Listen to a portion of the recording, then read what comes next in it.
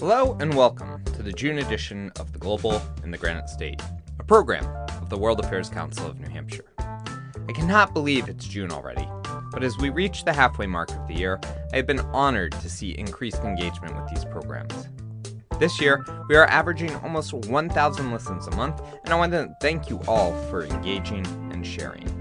If this is your first time listening to this podcast, my name is Tim Horgan, and I am the Executive Director of the World Affairs Council of New Hampshire, and your host for this podcast. Thank you for taking the time to tune in as we continue to have critical global conversations with amazing and insightful people. However, we know that these programs need the support of our global community to continue. Thank you to everyone who has donated, joined as a member, and otherwise supported this work. If you have not yet had the chance to show the value you see in what we do, I invite you to do so today. A special thank you to our longtime sponsor, McLean Middleton, for your steadfast support. McLean Middleton is one of New England's premier full-service law firms with over 100 attorneys throughout offices in New Hampshire and Massachusetts. McLean Middleton's attorneys have been providing trusted legal services to businesses throughout the region for over 100 years. Learn more at mclean.com. Now, on with the show.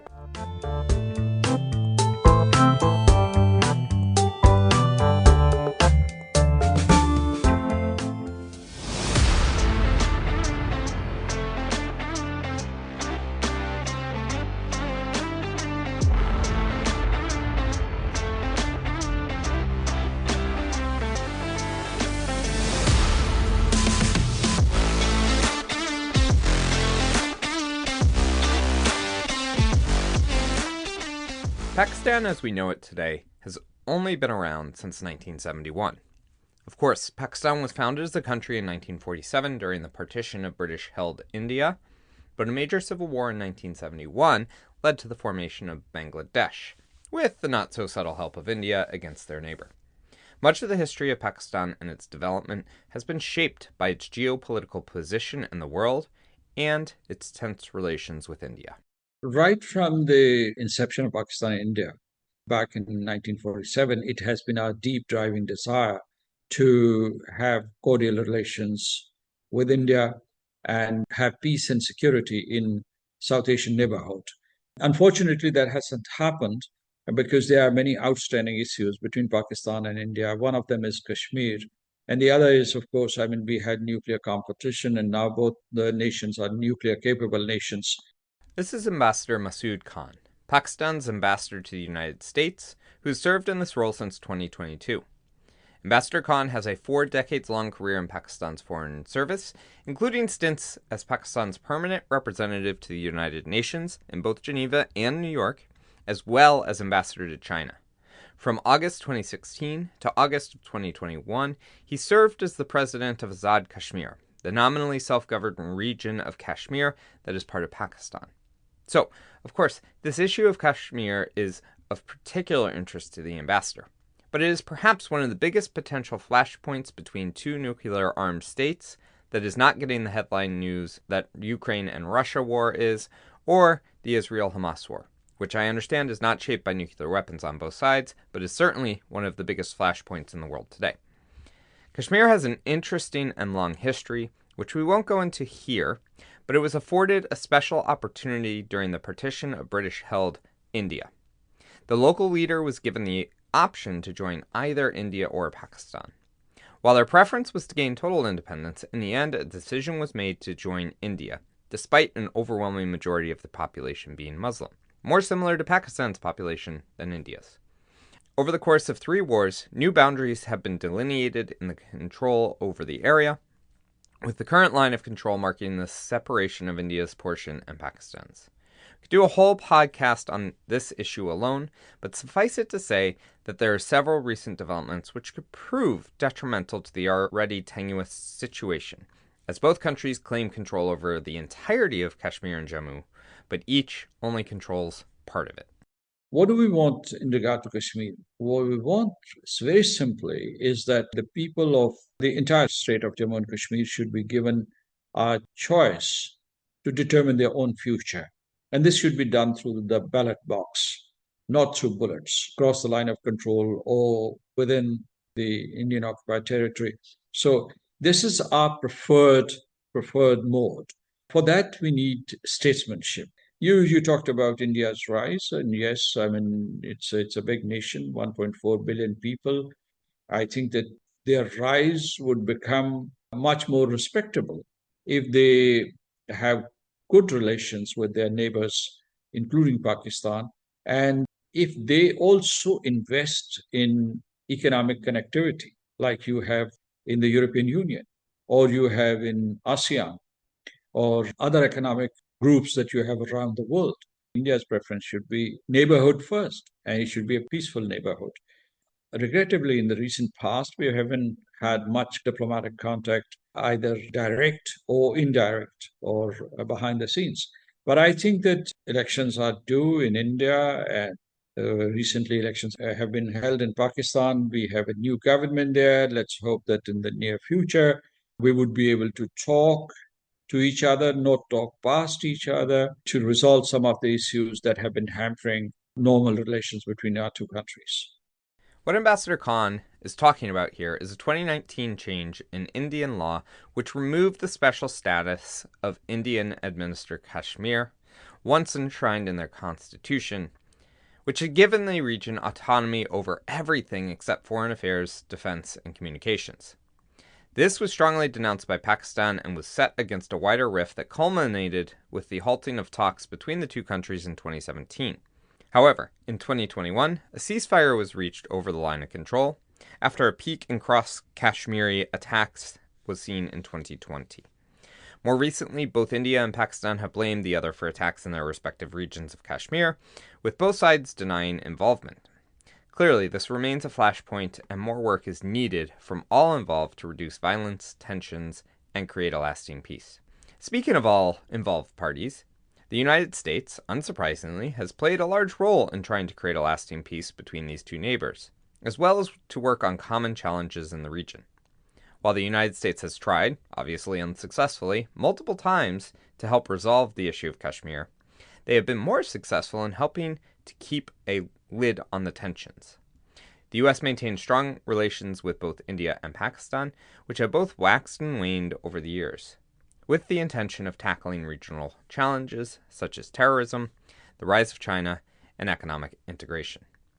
Of course, as an American, it is important for us to understand what our partners around the world are looking for in their relationships with the United States, and to understand their perspectives on what undergirds these connections. We have a long history of Pakistan-United States relations. So we started this relationship in 1947, so we've been friends and partners for the past more than 7 decades. This relationship has been resilient. We've seen highs and lows in this relationship, but this relationship has survived all the challenges, and Pakistan and the United States remain friends and partners. In the recent past, I'll go to 2021, as a matter of fact, when the United States pulled out its troops from Afghanistan and closed a chapter there, the chapter of the war on terror, in a sense, which was led by the United States.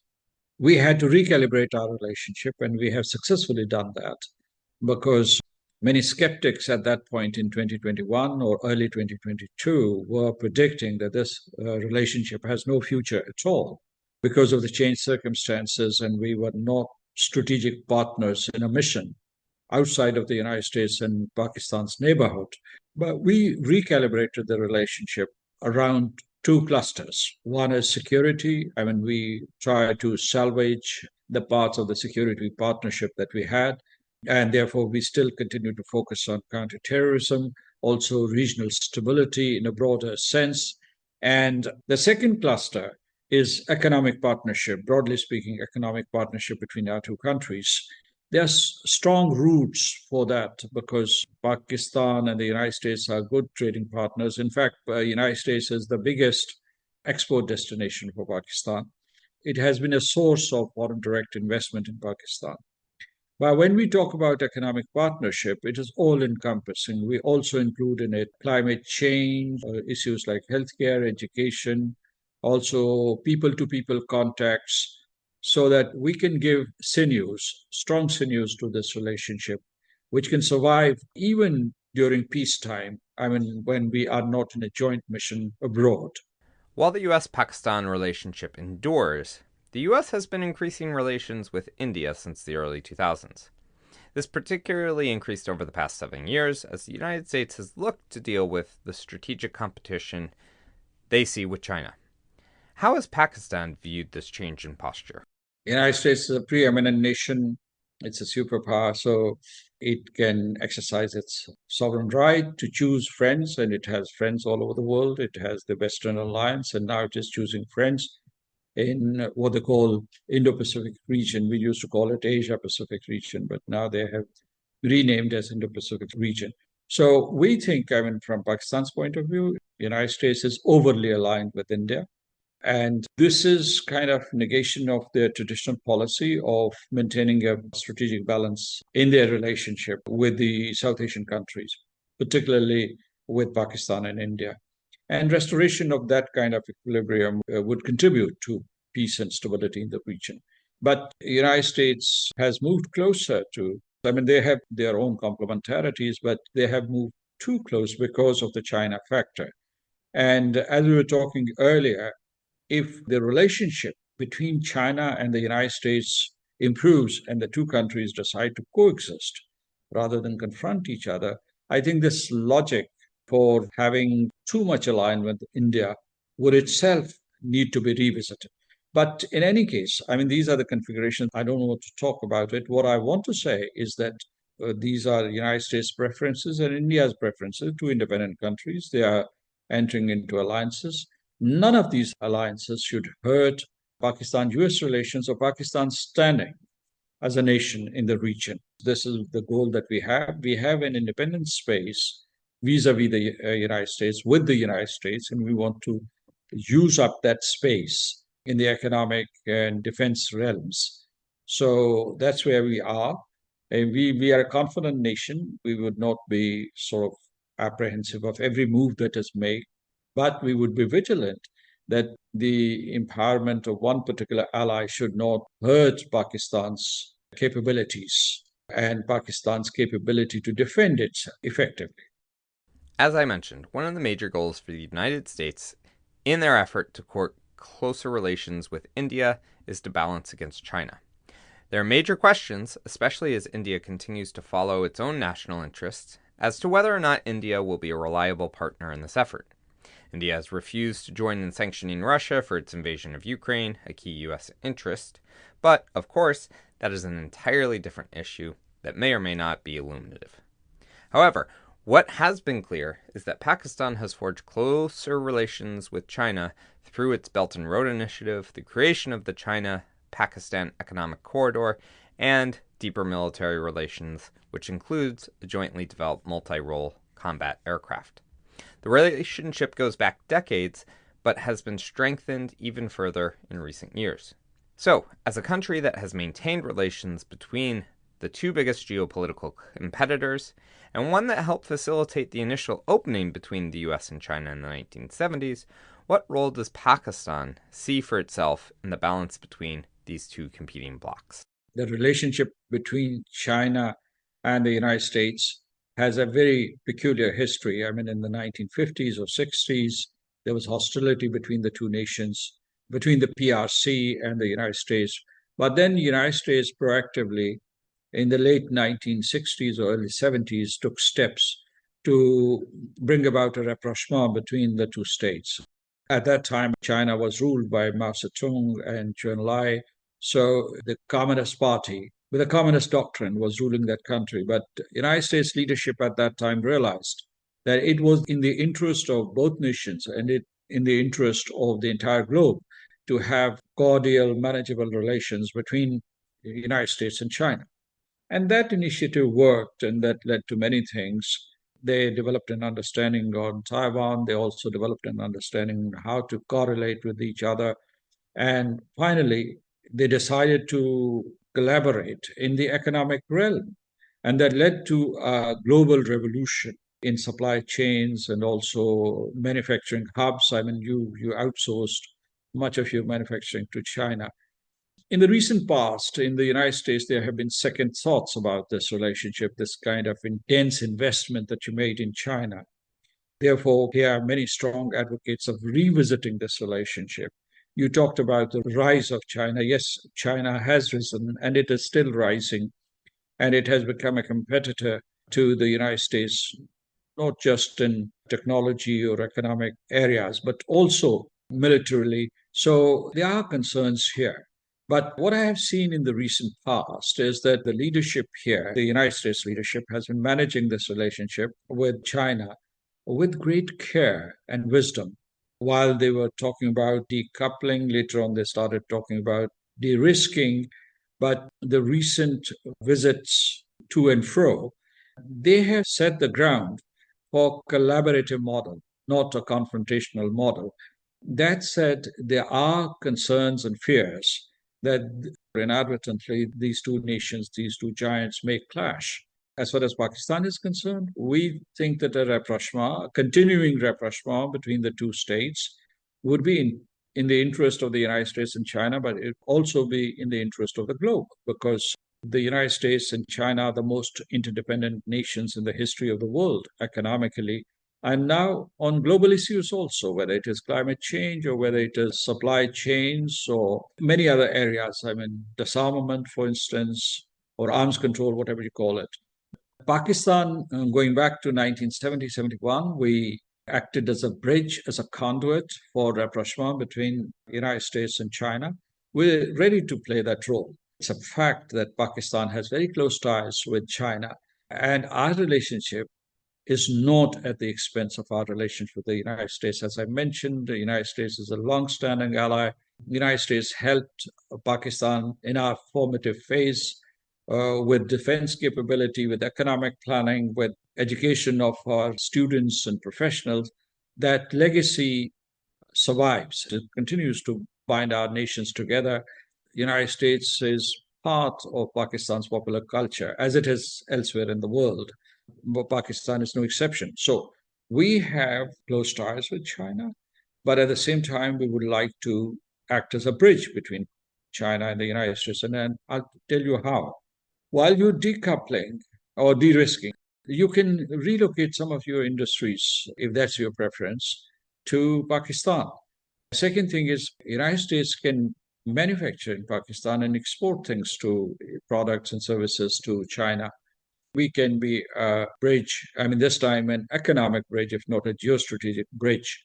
And the other thing is that United States, because it already has a strong investment infrastructure in Pakistan, it can use Pakistan's neighborhood to promote its businesses. If there are US businesses, business stakes in Pakistan and in our neighborhood, I think this would be good for peace and security in the region. Of course, one of the biggest areas of overlapping interests between the United States and Pakistan is in the security space, particularly around terrorism stemming from Afghanistan.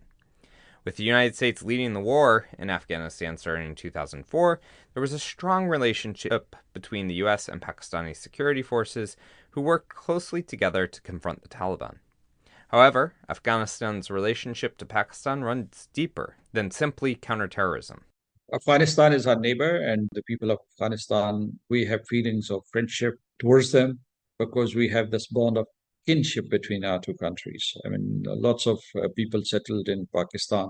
I'm not talking about the refugees. I mean, generation after generation, many Afghans have come and settled in Pakistan, different parts of it, not just in northwest frontier provinces called Khyber Pakhtunkhwa, not along the western border only, but throughout Pakistan, you have pockets of, in fact, big demographic cohorts of Afghans living in Pakistan, assimilated completely into Pakistan's demographic fabric. Many of our heroes, I mean, come from Afghanistan, and they inspire us. So this bond is stronger than anything else, the temporary problems that we have.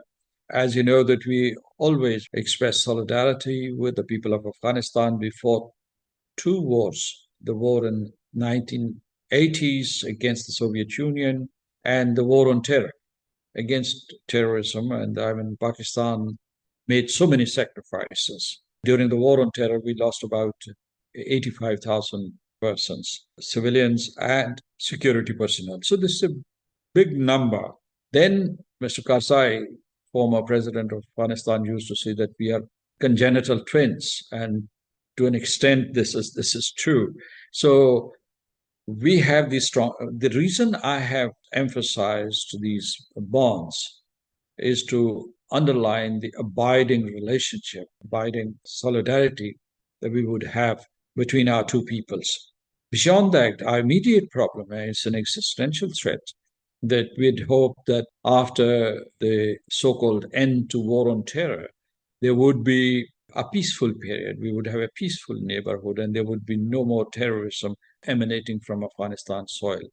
But after August 2021, one outfit, it is called Tehrik-e-Taliban Pakistan. It has been targeting Pakistani civilians and security personnel from the Afghan soil. I mean, they train there, they sponsor these terrorist attacks, and they execute them on Pakistani soil. And they've used all sorts of tactics, deception, also dissimulation, and so on, to confuse the people about their narrative. So we want the Afghan government, the interim Afghan government, to crack down on these outfits, particularly Tehrik-e-Taliban Pakistan, to delegitimize them, to neutralize them. Because terrorism, whether it is being committed by TTP or ISIS-K or other terrorist organization, it imperils the security not just of Afghanistan and Pakistan, but also of the United States, I'd say, and its allies in the region, also Central Asians and other countries in West Asian hemisphere. So I think that we need to continue to focus on this challenge, and the interim Afghan government can play a pivotal role in making our neighborhood safe and secure. In terms of making the region more safe and secure, the United States has worked with regional partners for decades in an attempt to provide security. However, the success rate can be debated. It is important to get insights from regional partners as to whether or not the U.S. engagement is welcome and effective. Does Pakistan want the United States to remain involved in countering terrorism in the region? We already have cooperation between the United States to counter terrorism. In fact, on May the 10th, we had a day-long dialogue here in Washington, D.C. between our respective delegations. And it was a good dialogue. During this dialogue, I mean, we take decisions, these decisions are implemented on the ground. We have a good rhythm for these dialogues, counterterrorism dialogues. We had one last year, and this time it was follow-up of that dialogue. So the United States proactively cooperates with us in countering terrorism because this is an existential threat for Pakistan. This is a residual threat for the United States in the region. So they're working with us, but we hope that the United States will scale up its support to Pakistan, particularly providing us with the equipment and defense articles that are necessary to fight an asymmetric foe. War on terror is always against an asymmetric adversary. It's not a conventional war. And you need special kind of equipment, and we're in touch with the United States authorities to provide that kind of arms and ammunition to us so that we can neutralize this threat, but now and in the future. In the end, every country has a role to play on the international stage, as well as national interests they want to pursue in an attempt to make the world a better place, in their own opinion. Different countries approach this differently, and not every country has the same amount of say in shaping the international course of events. This includes Pakistan and their desires on the international stage as well. Well, Pakistan has been very active multilaterally in the United Nations, in New York, in Geneva. I have served in both places and I know what Pakistan's priorities are.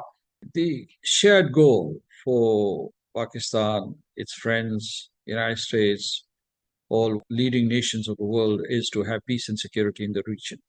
Well, we know that peace and security is a holistic subject. By ending conflicts, you do not usher in peace and security. What you have to do is that you have to invest in sustainable development. You have to face the challenge of climate change. These are existential threats, for instance. I mean, climate change has become existential threat for the entire globe. Arms control. disarmament, responsible and restraint and responsibility in the using arms and armaments.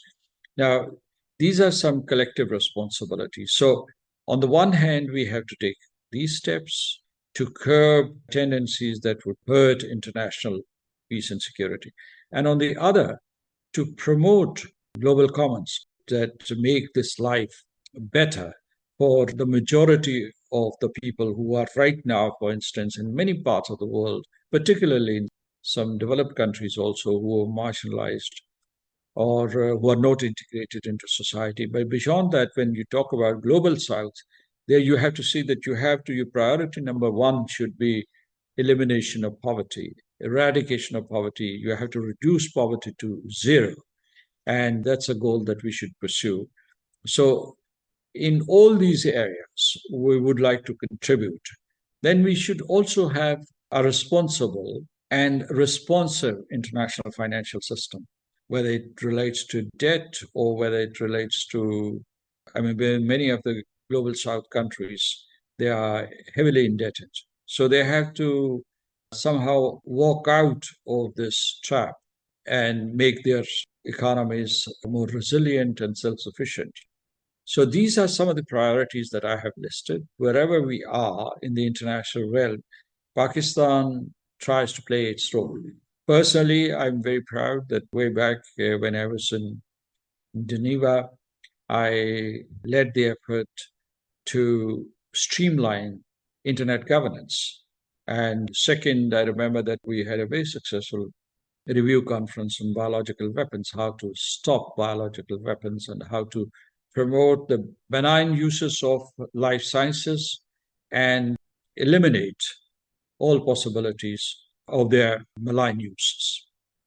As the United States, Pakistan, India, China, and others work to solve the challenges of the day, I want to harken back to when the ambassador was talking about Pakistan-India relations. He mentioned the desire to start talking with each other rather than past each other. Of course, many of these countries have competing interests on many issues, some of which may never come to a mutually agreeable solution. But it is important to keep the lines of communication open and for all parties to remain open to possibilities. Dialogue cannot solve all of the world's problems, but it should remain a key part of international relations, and it is important that each side understands the intentions of others clearly. It is through conversations like this that we can all do our part to better understand each other and to ensure we create resilient communities of understanding.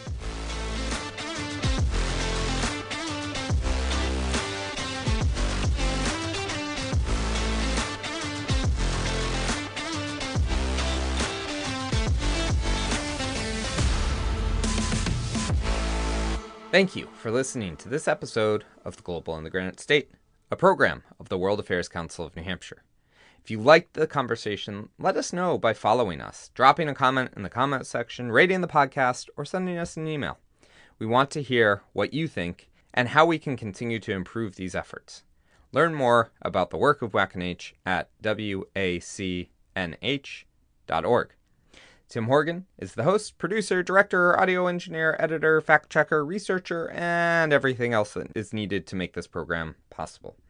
Our theme music is Admin by A.A. Alto, and our interlude music is electronic rock King Around Here by Alex Grohl. Looking forward to next month's episode. Hope you will join us.